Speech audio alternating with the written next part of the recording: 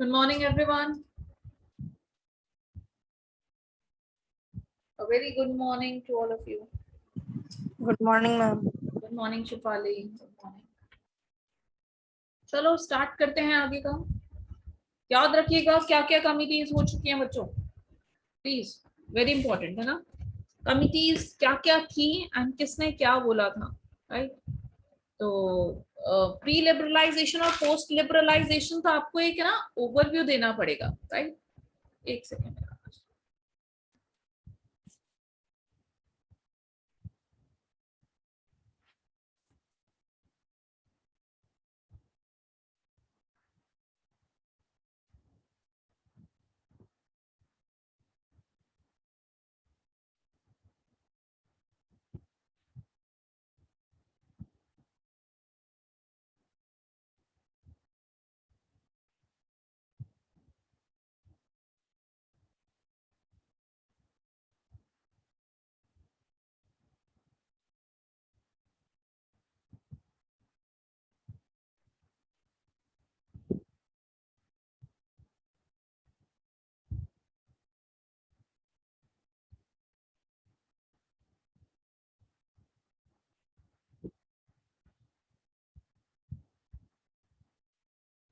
चलिए, pre post liberalisation तो आपका एक पैराग्राफ फॉर्म में लिखना है आपको।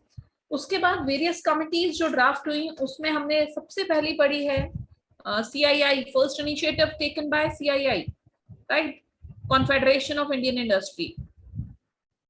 इसने डिस्क्लोजर रिक्वायरमेंट्स के बारे में ज्यादा चर्चा की थी।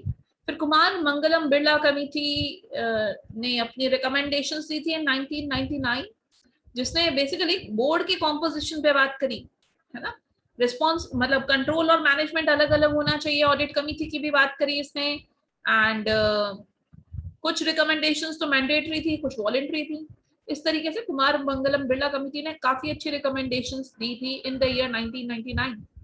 नवंबर 2000 में report of the task force on corporate excellence through governance का हमारी कंपनी मतलब डिपार्टमेंट ऑफ कंपनी अफेयर्स ने इसको अपॉइंट किया था, जिसने कुछ रिकमेंडेशंस दी थी। अच्छा, आप इसमें ना पूरे में रिकमेंडेशन वर्ड जरूर यूज करना। जहां पर भी किसी कमिटी का पूछा जाए, ऑब्वियसली एक कमिटी तो पूछी जाएगी, तो उसमें रिकमेंडेशन वर्ड आप जरूर यूज कीजिएगा। हर में कॉमन पॉइंट है ये। एक अच्छा लॉ का वर्ड आ जाता है। सजेस्टेड वर्ड आप इनएप्रोप्रिएट माना जाएगा, you will use the appropriate word, that is recommendation. फिर enactment of clause 49, Birla committee ने जो भी अपने रिकमेंडेशंस दिए थे इन द ईयर 1999 उसको अडॉप्ट करा। बाय सेबी ने उसको अडॉप्ट किया लिस्टिंग एग्रीमेंट को अमेंड करके, और उसमें एक क्लॉज डाल दिया, क्लॉज 49 ऑफ लिस्टिंग एग्रीमेंट। फिर RBI की एडवाइजरी ग्रुप ने रिपोर्ट दी थी। उसका बेसिस था बेसिकली OECD के कुछ प्रिंसिपल्स थे, है ना। Organisation for economic corporation and development, एक मतलब OECD के प्रिंसिपल्स OECD वाली कंट्रीज पे लगते हैं। तो इसने OECD के प्रिंसिपल्स को बेसिस लेकर के कुछ कॉर्पोरेट गवर्नेंस के टिप्स दिए, आई मीन रिकमेंडेशंस दी। फिर एक कंसल्टेटिव बोर्ड अपॉइंट किया गया, उसने बेसिकली बैंक और फाइनेंशियल इंस्टीट्यूशंस के बारे में ही कॉर्पोरेट गवर्नेंस प्रिंसिपल्स के रिकमेंडेशंस दिए। उसका बेसिस था बेजल नॉर्म्स, है ना। फिर Naresh Chandra committee, that is Naresh Chandra committee in December 2002, उसने ऑडिटर्स के ऊपर बड़ा फोकस किया। देखो, Naresh Chandra committee on corporate audit and governance committee, audit पे बड़ा फोकस किया था। ऑडिटर के टास्क को, अपॉइंटमेंट का, फीस का, इन सब के चीजें देखी थी इस नरेश चंद्रा कमिटी ने। फिर नारायण मूर्ति जी की कमिटी फरवरी 2003 में सेबी ने अपॉइंट करी थी। इन्होंने बेसिकली जो रिकमेंडेशंस दी थी वो क्या थी, ये देखिए। Attention to the role and responsibility of audit committee, कि ठीक है ऑडिट कमिटी तो हर कोई बना रहा है, लेकिन उसका रोल और रिस्पॉन्सिबिलिटीज क्या है उसको भी डिफाइन करा गया इन स्पेसिफिक मैनर, कि ये रोल्स है, ये रिस्पॉन्सिबिलिटीज है, हर एक ऑडिट कमिटी को ये काम करने हैं। ऑडिट कमिटी का कॉम्पोजिशन, ऑडिट कमिटी में बोला गया कि फाइनेंशियली लिटरेट मेंबर्स ही बैठेंगे। The members who are able to read and write, able to read and understand, able to read and understand the financial statements of any company. अब आप सोचो, है ना, ऑडिट कमिटी में नीता अंबानी जी को बिठा दिया, क्या is she capable of understanding the financial statements? क्या इनके पास एक फाइनेंशियली लिटरेट कहा जाएगा इनको, क्योंकि ये financially literate to read and understand the financial statements, ठीक है ना? तो ऑडिट कमिटी में ऐसे लोग बोला गया जो फाइनेंशियली लिटरेट है वही बिठाए. Whistleblowers should have access to the audit committee without first having to inform their supervisors. ये किसका इनिशिएटिव था? नारायण मूर्ति जी का, कि whistleblowers जिन्होंने कुछ गलत देखा कंपनी में, they can have an opportunity, उनके पास एक प्रोविजन है कि आप डायरेक्ट ऑडिट कमिटी के चेयरमैन से मिल लो without informing your immediate supervisors. जो भी आपके चेन ऑफ सुपरवाइजर्स है उनको सबको छोड़ते हुए direct access to the audit committee chairman. आप डायरेक्ट जाइए और उधर रिपोर्ट कर दो. ऑडिट कमिटी पता है, ऑडिट कमिटी का कॉम्पोजिशन पता है आपको? ऑडिट कमिटी लिस्टेड कंपनीज में तो होती है, इसके अलावा वो कंपनीज वो पब्लिक 10 करोड़ 100 करोड़ और 50 लाख, तो ऑडिट कमिटी का कॉम्पोजिशन है एटलीस्ट 3 डायरेक्टर्स, जिसमें से majority should be independent, right? ये ऑडिट कमिटी का कॉम्पोजिशन है as per section 177 of the companies act 2013. तो विसल ब्लोअर्स को बोला गया है कि आप डायरेक्ट ऑडिट कमिटी के चेयरमैन को रिपोर्ट कर दो. इंडिपेंडेंट कमिटी है, कोई आपको बायसनेस नहीं दिखेगी, it is an unbiased committee. तो आपको अगर कुछ लगता है गलत हो रहा है तो आप जाकर के direct access to the chairman of audit committee. तो ये चीजें ना, ये recommendations of Narayana Murthy committee, ये देखो कुछ अलग है, तो इन पे कॉन्सेंट्रेट कीजिएगा जो जो अलग है. फिर later on in July 2003 Naresh Chandra committee second. ये जो नरेश चंद्र जी हैं, इन्होंने कुछ फर्दर रिकमेंडेशंस दी, लेकिन इन्होंने अब किसके बारे में चर्चा करी? बेसिकली ये जो सेकंड कमिटी थी ना, नरेश चंद्रा जी के चेयरमैनशिप में जो सेकंड कमिटी कॉन्स्टिट्यूट हुई थी इन द ईयर जुलाई 2003, वो basically private companies and partnerships के ऊपर कॉन्सेंट्रेट कर रही थी कि यार न्यूमरस प्राइवेट कंपनीज खुले जा रही हैं, न्यूमरस पार्टनरशिप ऑर्गेनाइजेशंस खुले जा रही हैं, इनका क्या है कॉर्पोरेट गवर्नेंस? आपने इतना फोकस कर लिया on listed companies, on big companies, है ना, ऑन पब्लिक कंपनीज, लेकिन इनका क्या स्टेटस है? आपने ना इनके लिए तो वॉलंटरी रिक्वायरमेंट्स डाल रखी है. तो फिर नरेश चंद्रा कमिटी सेकंड जुलाई 2003 में इन्होंने रिपोर्ट सबमिट करी है on private company and partnerships. As a large number of private sector companies was coming into picture, there was a need to revise, to revisit the law again. तो हमें लगा कि यार law में इसके regarding भी कुछ प्रोविजन होने चाहिए.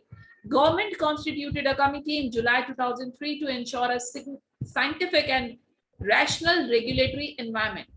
To maintain focus, the main focus of this report was on companies act 1956, उस टाइम तो 1956 ही था, एंड इंडियन पार्टनरशिप एक्ट 1932 की इनके प्रोविजंस में कुछ ऐसा चेंजेस लेकर आए जिसकी वजह से प्राइवेट कंपनी का रेगुलेशन भी स्ट्रिक्ट हो जाए एंड पार्टनरशिप फर्म्स का भी रेगुलेशन स्ट्रिक्ट हो जाए. फाइनल रिपोर्ट इसने सबमिट की थी जुलाई 23, 2003. ठीक है ना? अब आता है इंपॉर्टेंट यार, बहुत इंपॉर्टेंट, क्लॉज 49 अमेंडमेंट्स. देखिएगा क्या, देखो 1999 में कुमार मंगलम बिरला जी के रिकमेंडेशंस पे एक क्लॉज 49 इंसर्ट किया था SEBI bye amending the listing agreement. Listing agreement को अमेंड करते हुए क्लॉज 49 डाल दिया गया था, जो कि जिसने मेजर रिकमेंडेशंस एक्सेप्ट करी थी कुमार मंगलम बिरला जी की. अब क्या हुआ, ये जो नारायण मूर्ति जी ने रिपोर्ट सबमिट करी थी ना, उसके बाद 2004 में, in the year 2004, on the basis of recommendations given by Narayana Murthy, हमें लगा कि इस क्लॉज 49, सेबी को लगा इस क्लॉज 49 में कुछ और अमेंडमेंट्स लाने चाहिए, तो इसने 2004 में SEBI further amended clause 49 in response to the Murthy's committee recommendations. कहानी समझ आ रही होगी आपको। क्लॉज 49 का जन्म क्यों हुआ था?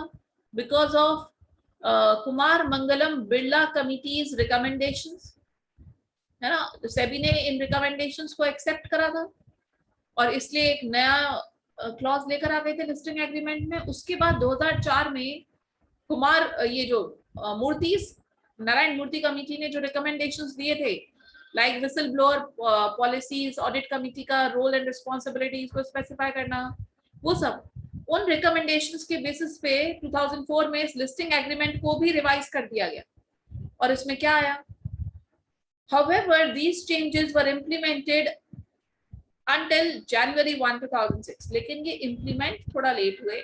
2004 में सेबी ने चालू कर दिया था कि भाई हम क्लॉज 49 को अमेंड कर रहे हैं, बट इम्प्लीमेंटेशन इसका 2006 में हुआ। क्यों? Because of industry resistance. Industry resist कर रही थी, मना कर रही थी, एंड लैक ऑफ प्रिपेयर्डनेस, और आप भी इतना मेजर रिफॉर्म लाने के लिए प्रिपेयर नहीं थी। SEBI was not much prepared to execute इतना बड़ा मेजर रिफॉर्म, इसलिए ये थोड़ा सा डिले हो गया, 2006 तक आ पाया, है ना। अब करा क्या इस लिस्टिंग एग्रीमेंट ने, क्या क्या बोला देखिएगा, इंपॉर्टेंट है, बहुत इंपॉर्टेंट है। Clause 49 amendments. Clause 49 as currently includes the following key requirement. Include मतलब वो तो है ही जो पहले थे, उसके अलावा ये और आगे बोर्ड क्या बोला गया कि listed companies must have a minimum number of independent directors. आप बताओगे कितने? As per section 149, independent directors in listed companies should be, बताओ जरा बच्चों, listed companies में independent directors कितने होते हैं? There must be at least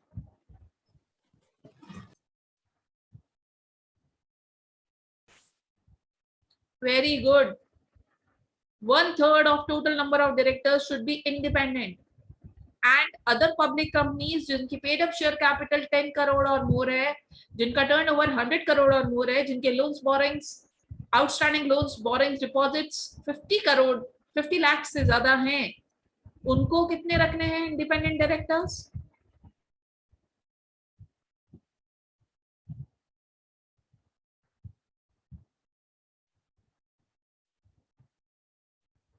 बच्चों क्या कर रहे हो? ये तो लिस्टेड कंपनीज का था, 1/3 of total should be independent, and other public companies जिसमें वो सारी तीनों रिक्वायरमेंट पूरी हो रही है, उनको कितने रखने हैं इंडिपेंडेंट डायरेक्टर्स? अरे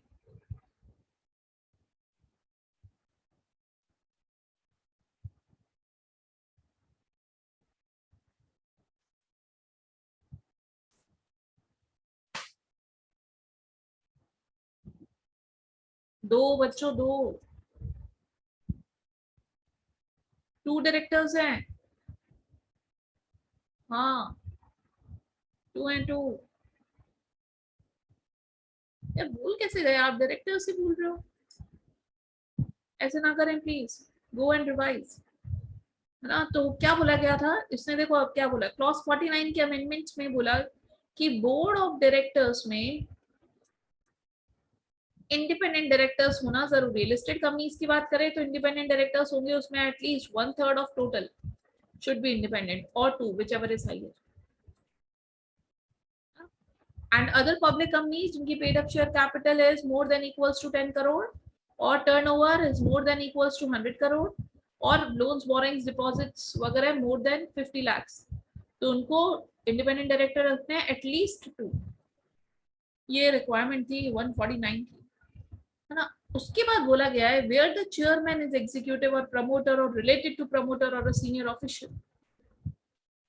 फिर आगे बोलते हैं, इस कमेटी ने बोला, इस क्लॉज 49 में सेबी ने क्या बोला कि अगर मान लीजिए लिस्टेड कंपनीज में ये जो बोर्ड ऑफ डायरेक्टर्स का chairman, the chairman of board of director अगर एग्जीक्यूटिव है, एग्जीक्यूटिव समझ आता है? बताना जरा एग्जीक्यूटिव और नॉन एग्जीक्यूटिव में डिफरेंस।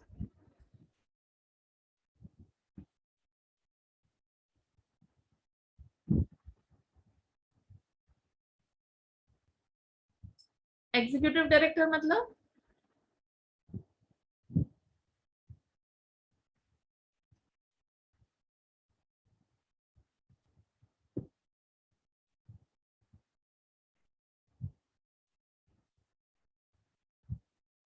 डायरेक्टर सबने करा है और हमने बहुत अच्छे से करा है।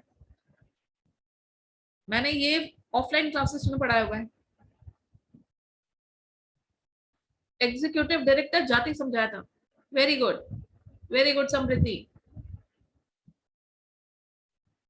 एग्जीक्यूटिव डायरेक्टर मतलब who is related to the company. Mukesh Ambani ji is executive director, Nita Ambani ji executive director, Akash Ambani ji is executive director. Who is related to the company? Whole time directors are executive directors, but the directors who are working in their professional capacity are non-executive directors.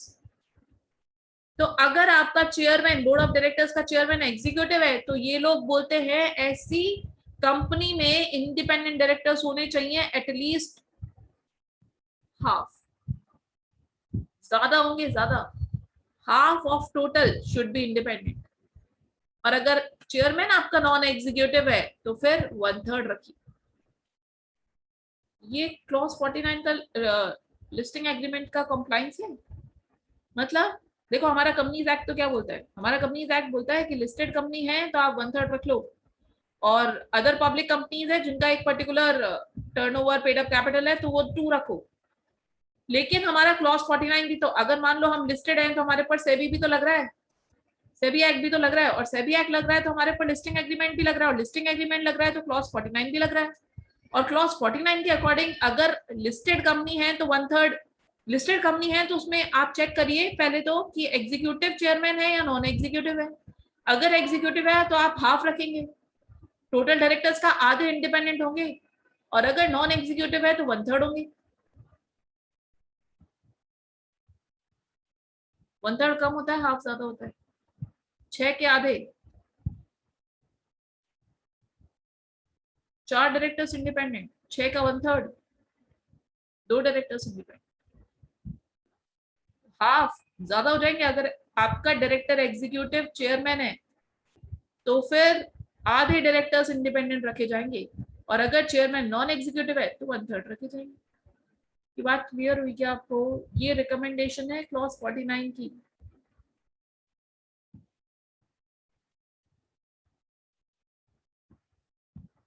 चलो ठीक है, कोई problem हो तो वापस से समझा दूंगी मैं, किसी को भी कोई डाउट हो तो, कि मैम कंपनीज एक्ट में तो ऐसा था वैसा था, सब क्लियर कर दूंगी मैं, आप बता देना मुझे, है ना। लिस्टेड कंपनीज की बात है तो लिस्टेड कंपनीज पे कंपनीज एक्ट तो लग ही रहा है भाई, मान लिया हमने, लेकिन आपके ऊपर सेबी भी लगता है,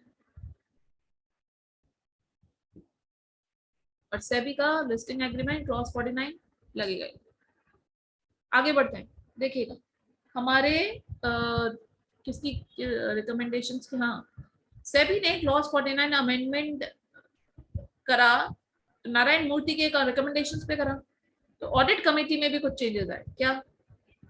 audit committee of listed companies must have audit, listed companies must have audit committee रखनी ही पड़ेगी विद अ मिनिमम ऑफ कितने, मिनिमम कितने डायरेक्टर्स ऑडिट कमेटी में? मिनिमम 3, जिसमें से 2/3 इंडिपेंडेंट करती है। मान लीजिए 6 हैं तो 6 का 2/3, 4 directors independent, 2/3 of whom shall be independent, और रोल्स और रिस्पॉन्सिबिलिटीज एकदम डिटेल में स्पेसिफाई करेगी कि ऑडिट कमेटी आप क्या क्या काम करेंगी। आप मीटिंग करेंगे इतनी बार, आपकी मीटिंग में ऑडिटर भी बैठेगा, आप ऑडिटर के रिकमेंडेशंस भी सुनेंगी, बहुत सारी चीजें हैं। आपके मेंबर्स फाइनेंशियली लिटरेट होने चाहिए, आप लोन्स इन्वेस्टमेंट्स के बारे में भी एक रजिस्टर मेंटेन करेंगी, ऐसा है ऑडिट कमेटी के रूल्स एंड रिस्पॉन्सिबिलिटीज 177 में दे रखे हैं, तो वो सब डिफाइन करेंगे। फिर इन्होंने बात करी डिस्क्लोजर रिक्वायरमेंट्स पे, कि listed companies must periodically make various disclosure regarding financial and other matters to ensure transparency. Various disclosure, आप ये देखिए वेरियस में आप ये मानिए कॉर्पोरेट गवर्नेंस डिस्क्लोजर्स, रिपोर्ट तैयार करके डिस्क्लोज करिए कि आपने कॉर्पोरेट गवर्नेंस फॉलो करा या नहीं करा। आप ये देख लीजिए कंप्लायंस रिपोर्ट तैयार करके एनुअल रिटर्न में डालो। MDA report, management discussion analysis report, ये सब क्या है, ये डिस्क्लोजर्स ही तो है। तो डिस्क्लोजर की लिस्टेड कंपनी, देखो बेसिकली लिस्टेड कंपनीज के ऊपर चर्चा होगी क्योंकि सेबी बात कर रहा है। सेबी में अनलिस्टेड कंपनीज का क्या रोल, ऐसी कंपनीज जो अनलिस्टेड है वो सेबी क्यों देखेगा? सेबी उन्हीं कंपनीज पे नजर रखेगा जिसके shares are trading in the market, SEBI उसी पे लगता है। तो लिस्टेड कंपनीज। फिर इन्होंने बोला क्लॉज 49 में further CEO and CFO certification of internal control, मतलब बोला गया, ये मूर्ति जी ने बोला था अपने रिकमेंडेशन में कि सीईओ ऑफ द कंपनी और CFO of the company will certify, listed company के CEO and CFO will certify the financial statements कि वो फेयर है। मतलब एक तरीके से अकाउंटेबिलिटी सेट कर रहा है ऑब्वियसली कि आपने साइन करे हैं, that means you are accountable for this sign, है ना। आपका सीईओ आपका सीएफओ साइन कर रहा है फाइनेंशियल स्टेटमेंट्स पे, that means he is accountable, he is responsible for this. आप सर्टिफाई करोगे, आप सीईओ सीएफओ से सर्टिफाई करवाओ कि ये फाइनेंशियल स्टेटमेंट जो तैयार करे गए हैं वो फेयर है, and accept responsibility of internal control. और इसके अलावा हमारी ऑर्गेनाइजेशन में इंटरनल कंट्रोल किस तरीके का है, इंटरनल कंट्रोल समझते हैं आप? इंटरनल कंट्रोल मतलब एक तरीके से checking within the organisation, procedures, इतने स्ट्रिक्ट रूल्स एंड रेस्ट्रिक्शंस जहां पर अनएथिकल बिहेवियर की कोई स्कोप ना हो। मतलब internally your checking procedures are very strong. तो इस बात की रिस्पॉन्सिबिलिटी सीईओ सीएफओ सर्टिफाई करेंगे इस बात। एनुअल रिपोर्ट जो प्रिपेयर होती है under section 92 of the companies act, वो annual report of the listed companies must carry status reports about compliance with corporate governance norms. Annual report जो बनती है 92 में, उसमें आप कॉर्पोरेट कंप्लायंस रिपोर्ट भी सबमिट करोगे। एक कंप्लायंस रिपोर्ट सबमिट करोगे, कंप्लायंस किस चीज का? कॉर्पोरेट गवर्नेंस नॉर्म्स का। आप ये बताओगे कि हमने ये कॉर्पोरेट गवर्नेंस नॉर्म्स का कंप्लायंस करा है, सीएस तैयार करेगा, कंप्लायंस रिपोर्ट सबमिट करनी है बेसिकली। तो ये 5 अमेंडमेंट्स लेकर आया था, 2004 में स्टार्ट किया था लेकिन इंप्लीमेंट हुए थे 2006 में। प्रेशर था because of industry resistance and lack of preparedness. और लेकर क्या क्या आया, पहली बात तो बोर्ड का कॉम्पोजिशन ऑफ लिस्टेड कंपनीज, दूसरी बात ऑडिट कमेटी का composition in listed companies and rules and responsibilities का डिटेल डिस्कशन, तीसरी बात सीईओ और सीएफओ सर्टिफाई करेंगे, चौथी बात डिस्क्लोजर्स, डिफरेंट डिस्क्लोजर्स, एंड पांचवी बात एनुअल रिपोर्ट में एक कंप्लायंस रिपोर्ट सबमिट होगी on corporate governance norms. Is it clear? एक बार देख लीजिए फटाफट से, फिर कोटक कमेटी रिकमेंडेशंस करेंगे।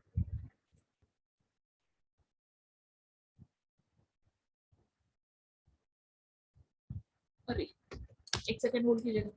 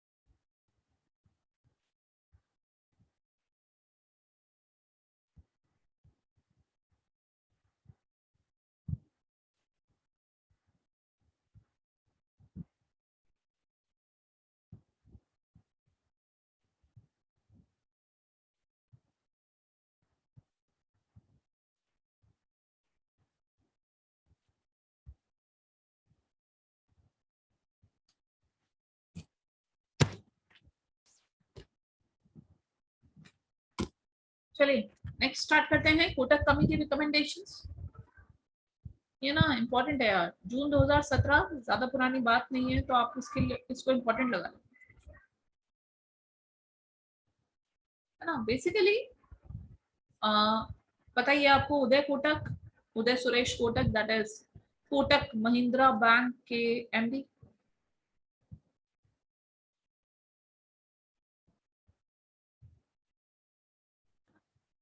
इनकी चेयरमैनशिप के अंडर एक कमिटी बनाई गई सेबी ने 2017 में, और इस कमिटी को बोला गया कि to improve corporate governance, to improve corporate governance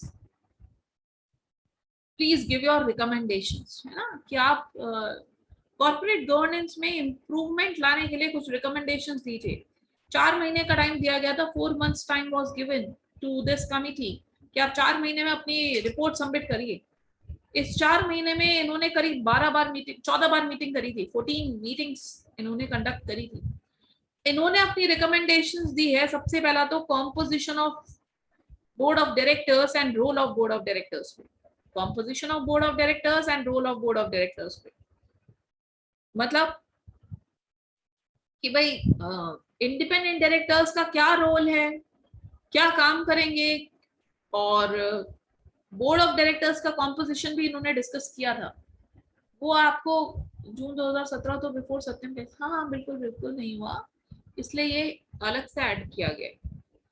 basically before सत्यम तो नहीं हुआ ऑब्वियसली, लेकिन इसको कमिटीज बेसिकली इन्होंने बिफोर सत्यम, देखो ऐसा नहीं है, देखो ये बात है, ये जो 2 फेज है ना, फर्स्ट फेज और second phase, first phase before Satyam नहीं कह रहे हम सेकंड फेज को आफ्टर सत्यम कह रहे हैं, सेकंड फेज आफ्टर सत्यम कह रहे हैं। फर्स्ट फेज बेसिकली 3-4 चीजों पे फोकस करता है, बोर्ड ऑफ डायरेक्टर्स का कॉम्पोजिशन, ऑडिट कमिटी का इंपॉर्टेंस एंड डिस्क्लोजर। तो यार इसने भी तो यही बातें करी है ना रिलेटेड।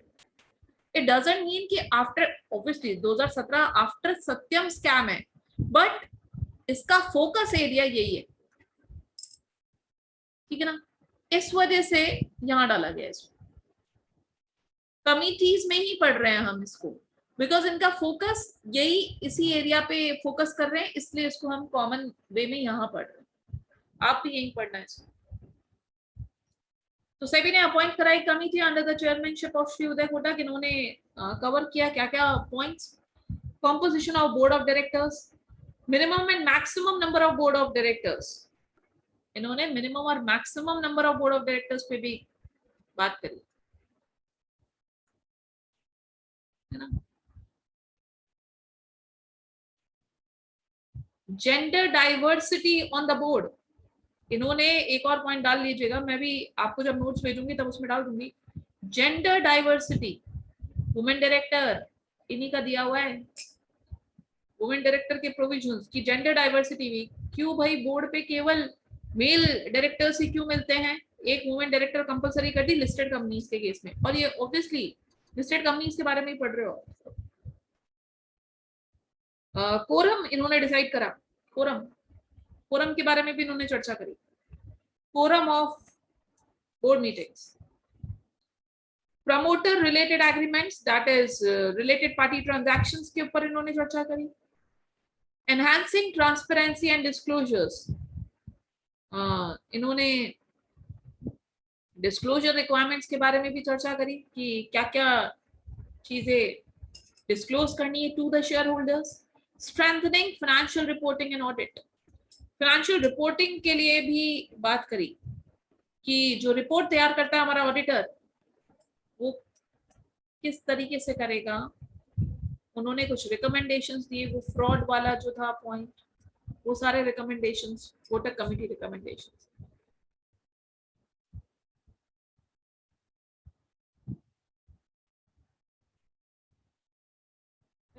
तो बेसिकली आप इसके लिए याद रखना है, एक तो कॉम्पोजिशन ऑफ बोर्ड और रोल ऑफ बोर्ड कॉमन है यार, हर जगह कॉमन है। प्रमोटर रिलेटेड पार्टी ट्रांजैक्शंस पे इसने बात करी है, minimum and maximum number of director पे बात करी है, कोरम पे बात करी है, जेंडर डाइवर्सिटी के ऊपर बात करी है, transparency and disclosure common point, and financial reporting and audit इसने फाइनेंशियल रिपोर्टिंग कि किस तरीके से हमारा ऑडिटर रिपोर्ट करेगा, उन सब पे भी चर्चा करें. That was Kotak committee recommendations. SEBI accepted most of the recommendations, है ना. कुछ मैंडेटरी नेचर के थे, कुछ वॉलंटरी नेचर के थे. SEBI ने काफी कुछ एक्सेप्ट कर लिया, मैंडेटरी बना दिया गया उसको. लॉ ने अपने रेगुलेटरी मैकेनिज्म में इंक्लूड करके उसको मैंडेटरी बना दिया, और बैलेंस चीजें वॉलंटरी रह गई कि आपकी इच्छा है करो तो करो, नहीं तो मत करो. फिर आते हैं हम OECD principles of corporate governance.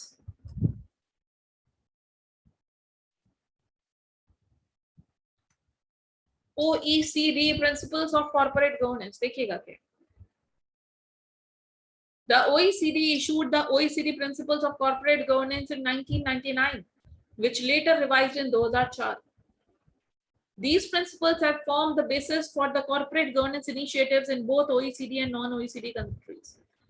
OECD ने कुछ corporate governance principles बनाए, मतलब वो OECD वाली कंट्रीज सब फॉलो करेंगी ऐसे initiatives which form the basis of corporate governance, है ना.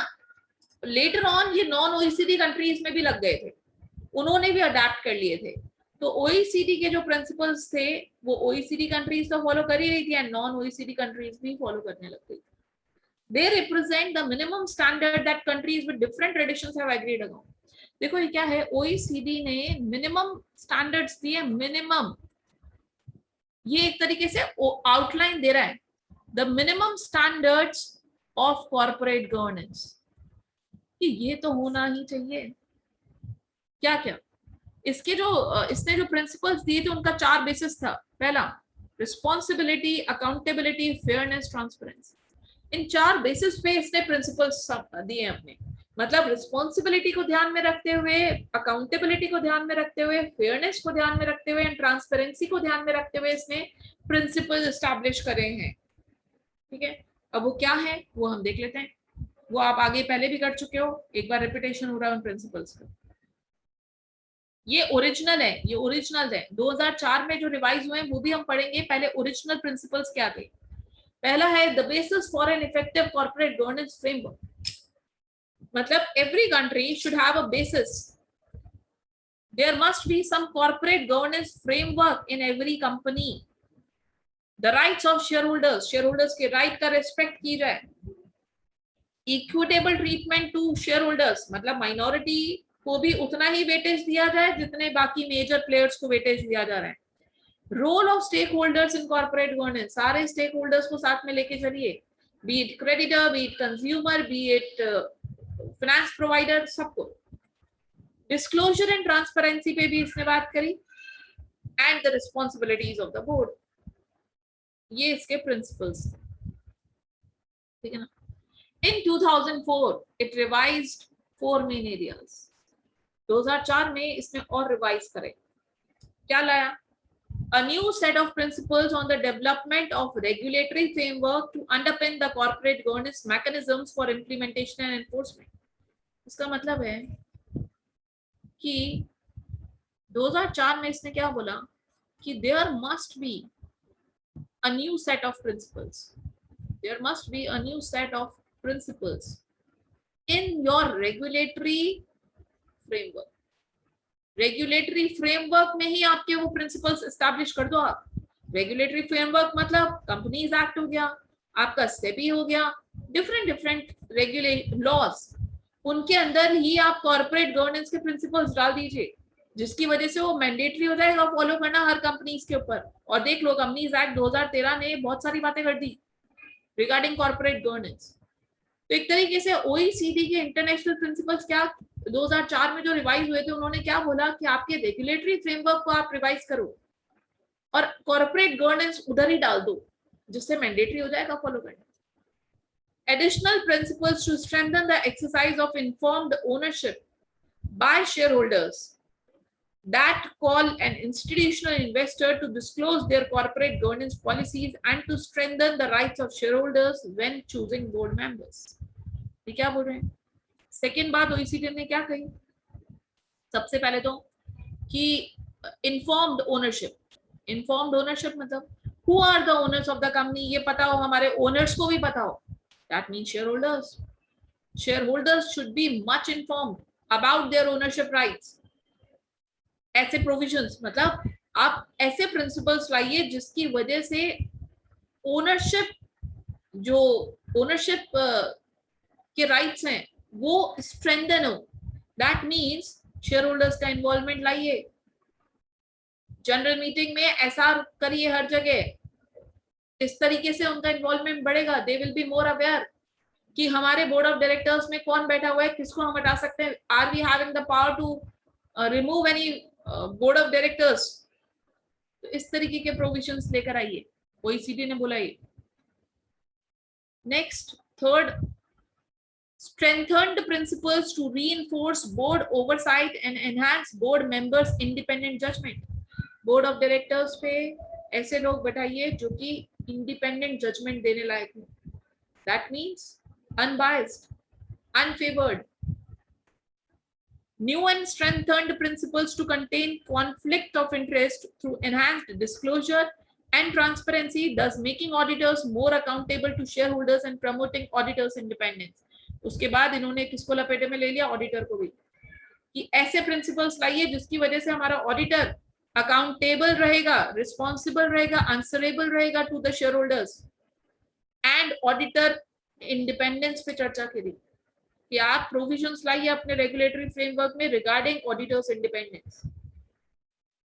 अगर ऑडिटर इंडिपेंडेंट होगा तो प्रॉपर रिपोर्टिंग होगी to the shareholders. Shareholders will be more informed and accurate and reliable information पहुंचेगी उसके पास, शेयर होल्डर के पास, जिसके ऊपर वो रिलाय करता है. ऑडिटर एक पब्लिक को रिप्रेजेंट करता हुआ बंदा होता है, तो इसके ऊपर बहुत कंधों पे बहुत जिम्मेदारी है इसके.